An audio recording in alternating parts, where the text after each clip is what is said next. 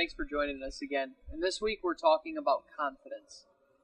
At some point or another, we've all heard that in order to succeed, that we have to find confidence in ourselves.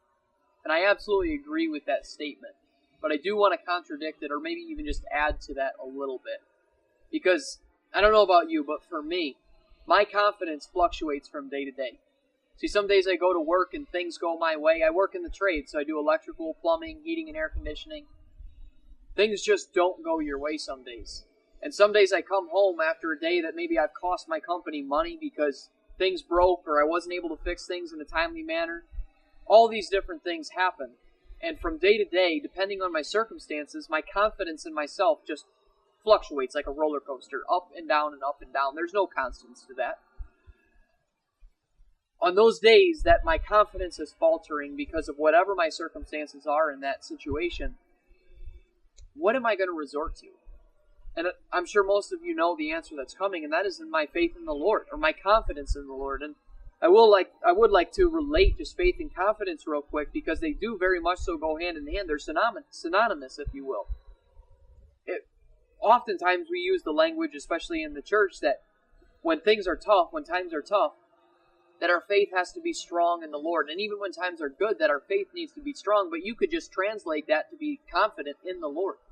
But I want to talk about how to get to a place to where you can be confident in the Lord. And I take myself back to the beginning of my walk with Him. And I'm the type of person that I just can't read a book, even if it's the Bible. I can't just go to the Word of God even in the beginning of my walk with Christ and just grow in confidence just by reading a book. See, those are all stories, they're testimonies of the Lord's faithfulness to other people. But what I personally needed was for my own testimony to be written by the Lord's hand in my own life. See, I went to church all the time and I heard all these great sermons about the things that the Lord did for other people. Yes, that increased my faith in Him a little bit. But when my confidence really started to grow in the Lord is when I began to see His provision in my life personally. See, because in my past, I had plenty of experience of walking away from the Lord, but I never had any real experience that I could stand on walking with Him. I never got to see firsthand Him provide for me over and over and over again. And so one thing that I would say that it takes to build confidence in the Lord is time. It takes time and it takes patience, at least for me, somebody who grows as my experience, as my testimony grows.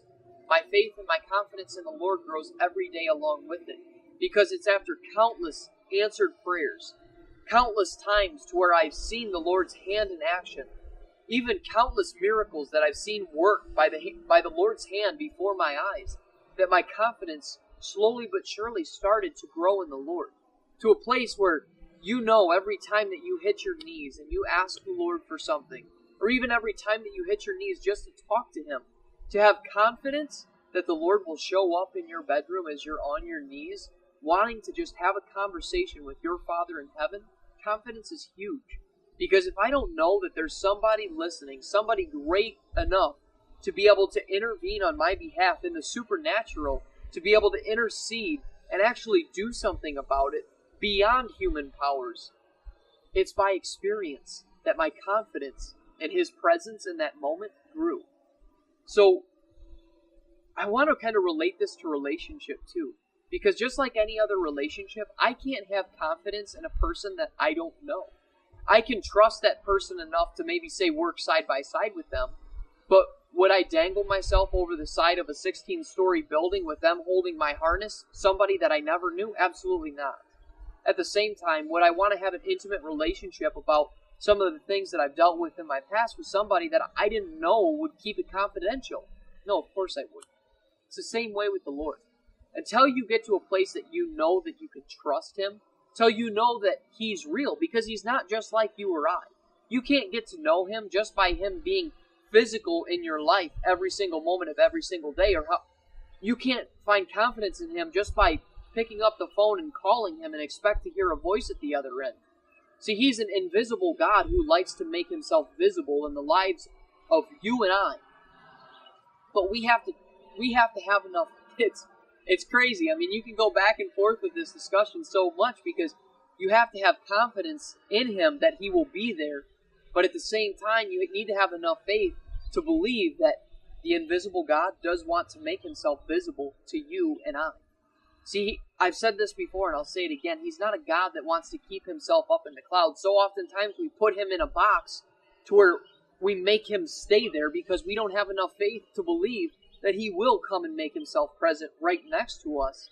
But it's in our confidence in him that will increase our faith enough to open that door for him to come even more present into your life. So as your experience and as your testimony continues to be wrote, your confidence in him and him providing and being present in those moments that you need him the most, and every moment that you go to him for him to show up, it'll happen. So we've got time, we've got experience, we've got testimony. And I want to go back real quick to the confidence that you have in yourself. See, as you begin to rewrite your identity in the Lord, as you begin to ask the Lord who he made you to be, the purpose that he designed you for, as you ask him those questions, and you begin to listen for the answers that he has for you, all of a sudden your purpose and your identity, mostly identity, begins to be wrote before your very eyes. As you begin to learn who you are, and you begin to learn who he is by listening to his voice and understanding what his voice sounds like, the more that you get to know his voice, the more that you will hear him say and tell you and confirm to you who he created you to be. And he'll confirm for you the love that he has for you. As he confirms your identity and maybe rewrites your identity within yourself, your confidence in yourself will grow. Because no longer are you just hearing that you're an electrician, you're a nurse, you're a teacher, whatever your title is before your name. You're no longer just going to hear your name called because you do a certain thing. But when you begin to hear the God who created you begin to call you chosen, when you hear that man call you the son of a living God, when he calls you the head and not the tail, when he calls you redeemed, loved, and forgiven, all of a sudden, when you make that mistake at work, your confidence won't falter as much as it did before.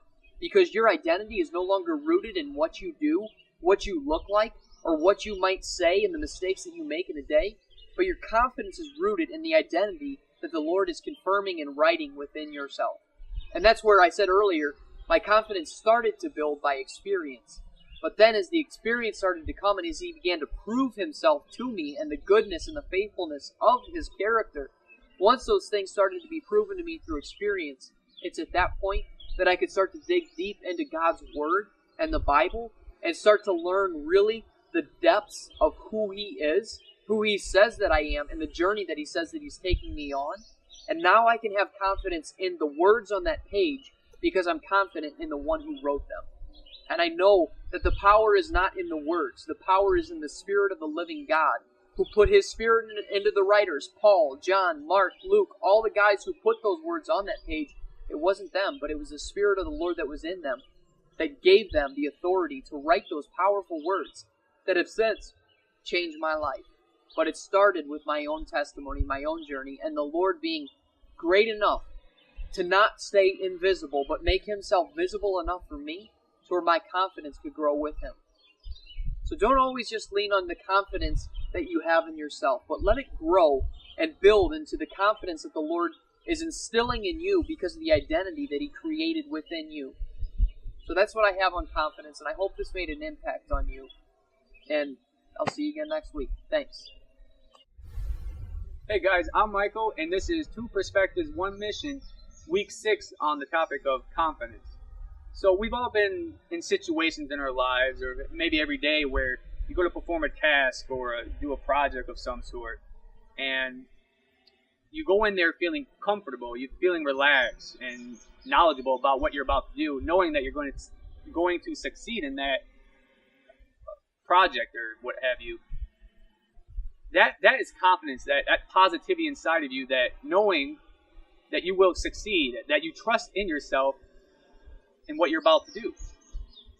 Now, we've all probably been in situations where we go up to a project and we feel a little uneasy going into the unknown, and things start kind of falling apart, and then you look at other roads and avenues, and they seem to be blocked. Those roads are closed, and then you feel stuck in this area, and eventually you feel like you failed, and then you start feeling negative about yourself, and people start saying, "Oh, I told you that you couldn't do that," or that you weren't going to succeed. You should have listened to me. That's a pretty discouraging feeling from what people can say to you and what you can even say about yourself.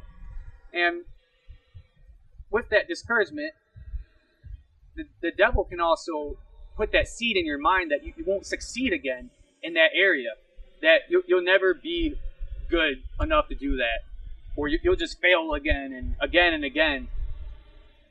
But how do we break out of this stump, out of this rut that we can put ourselves in and propel ourselves forward? Confidence in yourself can only really take you so far in those situations, but it's really putting your trust and faith in the Lord that can break through those barriers, those roadblocks that seemed impossible at first. But other people said, "Oh, that's impossible. You can't even get over that obstacle." God in your life, when you pursue Him and pursue that relationship and that love that He has for you, that is your strength. That is your courage. That is your confidence that you can use to overcome those obstacles. And the way I look at it, and I believe the same way that the Lord probably looks at things like this, is that we don't really win or lose. It's you win or you either win or you learn.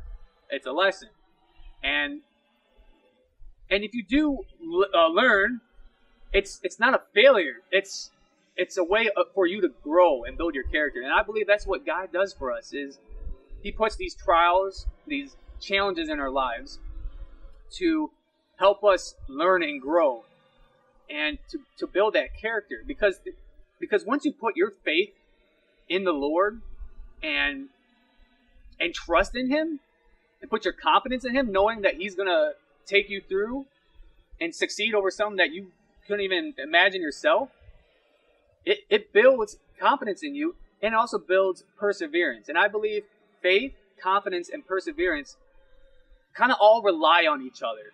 It's like a triangle. Without perseverance, or with perseverance, you need faith and confidence. With confidence, you need perseverance and faith. With faith, perseverance, and confidence. Hopefully I said that right. But you guys get the idea that they kind of build off of each other, and that really helps build up your foundation of positivity, of good character, of strength. And with those areas that you build up in yourself, it also gives confidence to other people in your life, and the ones that you're discipling, or just your friends and family, just in general life. For me, and I hope I get this point. I do plan on really pushing myself forward and into challenging opportunities, but I want to go back, or not go back, but I want to help out the younger generation before me, because the older generations ahead of me, they encouraged me. They gave me words of wisdom and advice, and they give me a sense of peace and confidence, instead of tearing down that sense of worth that a lot of us can easily let that go. They help remind you, help build that confidence back in you, that the Lord is with you, and they can testify with their own life, their life and testimonies about how they overcome something to where they thought that it couldn't possibly have been done, and the Lord pushed them through, and not only pushed them through, but put them up in a better spot to where they thought they couldn't even possibly imagine before. So when you grasp how great and deep God's love is for you, that becomes so powerful in the confidence that He instills in you, and the wisdom and knowledge that comes along with that.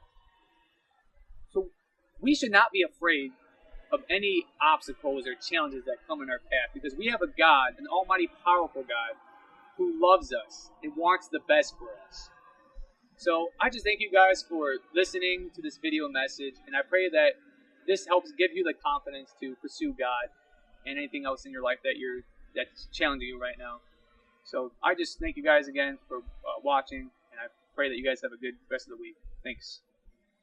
Hey guys, we just thank you again for watching our videos and messages over confidence. And we hope that it helps build confidence in you in your everyday life and situations. But most importantly, we hope that it helps build that confidence between you and the Lord and what He has in store for you guys. So next week's topic is going to be finding freedom. So we just thank you guys again for joining us this week, and we hope that you'll be back to watch our video next week. And as always, there's going to be an email that pops up at the end of the video. Please send any prayer requests that you might have, or questions or comments, as well as subscribe to our YouTube channel. So we thank you guys, and we will see you in a week. Yeah, thanks guys.